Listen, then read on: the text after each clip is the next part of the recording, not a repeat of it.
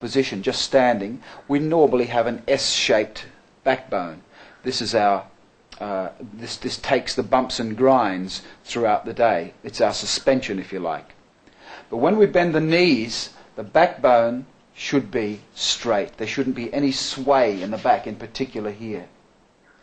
In order to see this posture, what I tell people to do is to lie down on the ground, draw your knees up, and then see if you can get your hand through there. And if you can, then you should be trying to push it down onto the ground, because that's the correct position for the backbone in a bent-kneed position. Is straight here. No, see, that's incorrect. See how the bum's stuck out? That's just as bad as that. See how the bum's tucked under too much?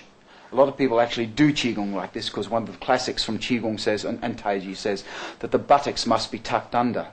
But if you bend your knees, they're naturally tucked under, just naturally. They naturally want to fall forward and under, like that. But you don't push them forward like that, nor do you go like this and stick your bum out, of course. So when you sit down, you just sit straight down.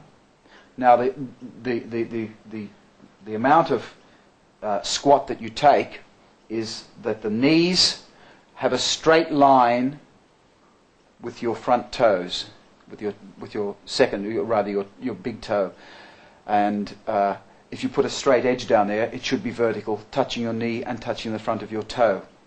Now, if I look straight down here and I do this, there's a parallax error. You see, there's a parallax error, and so my knees aren't really over my toes, but I think they are. So when you look downwards, just take your knees, say about a half an inch more than over your toes, and that will be correct, because there is a parallax error there. So now you see that's absolutely correct where the knees are positioned now. So you're just standing up, and you simply bob your knees down, and just allow your buttocks to just naturally tuck under. The waist, or this part of your back here, the sacrum area, everything below the sacrum and below is considered to be your hips. Everything the sacrum or just above the sacrum is your waist.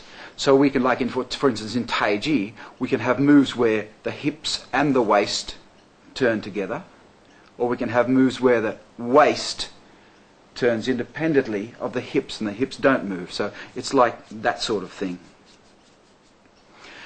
So